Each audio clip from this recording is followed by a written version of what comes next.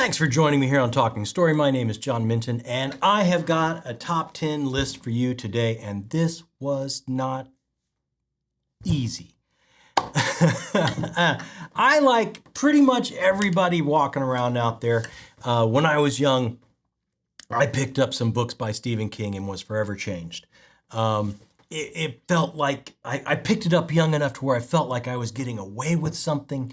He spoke directly to me because he is the master of the coming of age story. So it was stuff that I just needed to read right then, and it fulfilled me in a way that I hadn't been fulfilled before, and it had just the right flip of weirdness and horror that I was craving for, that I thought, oh my God, if my parents knew I was reading this, if they picked this book up and read it, would they let me keep going? What would they think of this? And I felt like I was getting away with something, and it was just special. I've been a Stephen King fan ever since that time.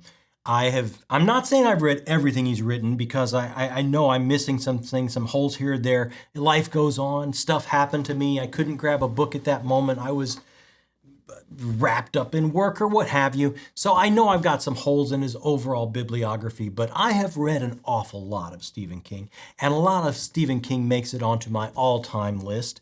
And I started to think I have not put into a category of 10 through 1 my absolute favorites and why. And I just wanted to mark time and do that because he has a new book out that I think I'm going to throw into my October reads, because, a spooky season with Stephen King just makes sense. So I wanted to go ahead and put this together, and it was not easy. When you start looking at all the stuff that Stephen King has, it was absolutely tough to not only cut it to 10, but then to put them in order took some time. And this might be a list that I want to change right after I say it out loud, but I'm going to do it. I'm going to say it out loud. So let's start with number 10. Now you're going to get right away from this list, Stephen King can write so many different types of things and equally well. For me, number 10, I'm going to have Mr. Mercedes. This is more of a detective story, a world-weary detective kind of at the end being pulled back into a case that he just couldn't let go of. I just loved this. It was just, and I think because just like I read that coming of age stuff when I needed it, I read this when I was feeling a little bit world weary and a little bit rubbed thin, and he just captured that feeling for me. Stephen King so many times can capture the feeling of American life and what it does to you and who we are as a people. And not to say he's not, I'm sure, enormously popular in other countries as well. But for me, it's like that Norman Rockwell, Frank Capra, Americana feel, but it's through a funhouse mirror. And for me, Mr. Mercedes does that. It's a wonderful detective story. It's a wonderful story of a man that's a bit world weary, coming to grasp of the end of his life and what he's left unfinished. And it's an amazing examination of the psychotic mind. How many times we ask ourselves, oh my God, these things we see every night on the news, how can that happen? Who would possibly do that? It's such an amazing examination of the kind of mind that could do that. And it just hit me at the right time. And that's why it's on my list at number 10, Mr. Mercedes. Number 9, I have to go with Night Shift. This is a book of short stories. Early on in his career, he put out this book of short stories. And sometimes I feel about Stephen King that is amazing character work that pulls you along, and then becomes an author in search of an ending. And sometimes he doesn't quite deliver. Oftentimes he does, but sometimes he doesn't quite deliver on that ending. But in the short form, I find he hits it out of the park every time. It's so hard to compress that character work and compress it with a punch and a story that delivers. And time again in the short form, Stephen King never lets you down. And he showed that early on in his career with this book of short stories called Night Shift. And it is still one of my favorite collections of all time. Every story in it is an absolute banger. And that is why it's number 9 on my list, Night Shift. Moving up into number 8. Now, this is something that probably isn't on a lot of other people's list, but I love cosmic horror. So number 8 for me is Stephen King's Revival, which is an amazing pastiche or homage to Lovecraft and others that paved the way for cosmic horror. And you talk about an artist or an author that sometimes look for an ending. Not in this one, man. He went there. He totally goes there and goes all in on the cosmic horror, and I absolutely loved it. What is there also is the amazing character work, and you get to start with characters and move through generations, move through years and years with them, a young person coming of age and moving on, and a man of faith through tragedy, moving on, and how to recapture that and how to recapture what he's lost. And Stephen King is the master of bringing history and backstory. The characters are who they are because of what they've have happened to them. And you always have that sense of history to the character and the pathos of what went before and how that molded them. And that is done so amazingly well in Revival. And I thought he nailed and stuck the landing so well with cosmic horror. And that is why Revival is my number 8 choice. Number 7. A lot of people would probably have this higher on their list, but for me, it ended up at 7. And that would be It by Stephen King. Now, I agree. One of the best coming of age stories of all time. Every one of the Losers Club, I was that kid. I love that kid. I want to follow that kid to the gates of hell. And I thought it was such an amazing stroke of genius having the characters come back around in their older age so we see what the world has done to them and still coming together as a found family. I love every bit of this, every bit about this book. Where I think I can't talk about this book without talking about the scene, which I know sometimes gets a bad rap. As an artist, I think I know what he was trying to do. I think I know what he was going for. It's still a little bit cringe. I don't think he got there. But I do think sexuality in a young person's life is enormously important. I do give a hat tip as an author for not leaving that out when you're writing something about these characters' journey from a young person standpoint to something older. To not put that in there, I think would have maybe he wouldn't have felt good about it. But what he tried, I just think as time goes on, it doesn't age well, and I do think I don't think he quite got there, but I do think I understand what he was trying to do. And this is one of those where I know initially when I first read it, and I've read it a couple times, by the time I got the ending, it's like, I didn't quite think he stuck the ending for me. But for the coming of age and all the other things I mentioned before, it is one of my favorite books, and it is coming in at number 7 for me, and that is It. Number 6, I have to go with Misery. This is such an amazing look. And a lot of times what I love about Stephen King is he understands what it means to be in this country and part of this culture, because he's open with his own sense of self and his own experiences, and he brings that to the page. And it is so delightfully done in Misery when you take a look at fanaticism and fan interaction with their whatever it is they're adoring, be it an author, an actor, the fill in the blank. And he did it to such chilling effect in Misery.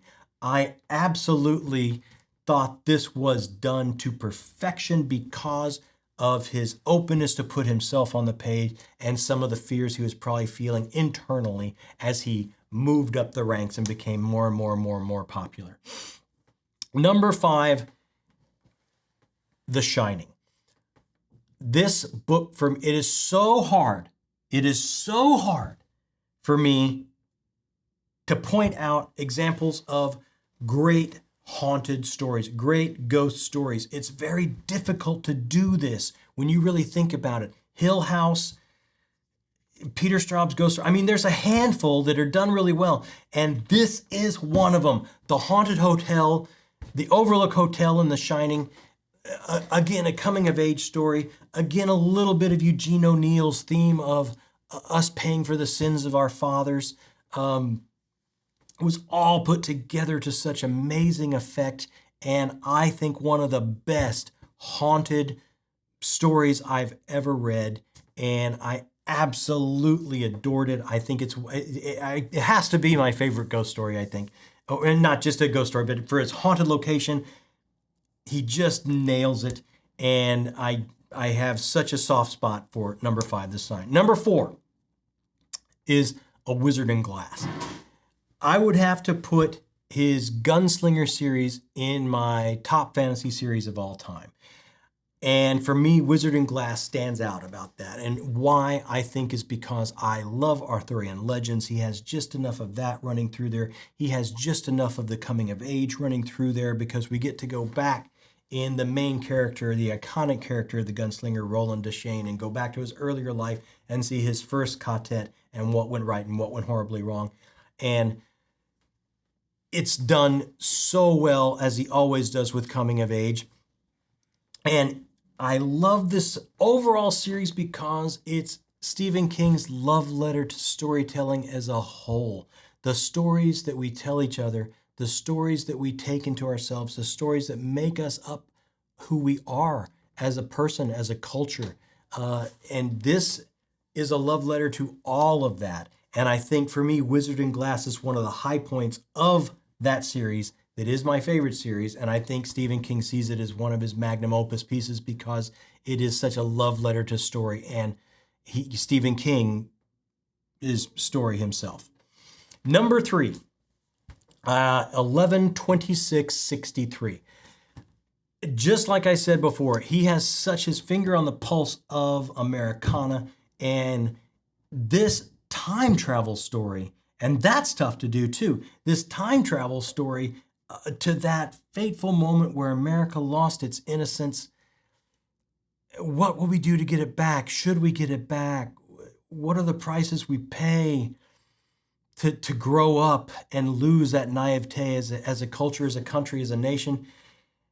All these questions, and of course the amazing character work. I just wow, there's so much going on with this book, symbolism wise, looking back at ourselves as a nation. I absolutely love this book. Number 2, as I said before with my number 9 pick, I think Stephen King can absolutely shine when he's in the shorter form. And for me, if I was to give somebody a book that says, this is Stephen King, this is what he can do, it's going to be my number 2 pick, and it's going to be Different Seasons. This is 4 novellas, and it is like a sample of a different flavor of what he can do. It is a coming of age. It is character work. It is every strength that he has, and every ending ties up beautifully with a bow, and it's done compact and short. And I think this is sometimes, for me, if his just unbelievable ability to have such an amazing punch in a shorter form type of literature. Shawshank Redemption is in here. The Body is in here. Again, if not for it, one of the best coming of age stories, maybe even better than it for me, one of the best coming of age stories of all time. Apt Pupil, which I just adore as a story. This, if I was to hand someone and say, here's all the flavors that make Stephen King, it would be Different Seasons. And that just leaves us our number 1. And I bet you can absolutely guess what my number 1 pick is for my all-time Stephen King read, and that is The Stand. This is a post-apocalyptic look at the ongoing, never-ending battle between good and evil with amazing character work. It's an amazing look at our culture and country after it has all fallen. The symbolism is not lost on me that the evil takes place in Vegas. It is a great cosmic battle between good and evil, and at the same time a very, very grounded character journey through this post-apocalyptic wasteland. And I just,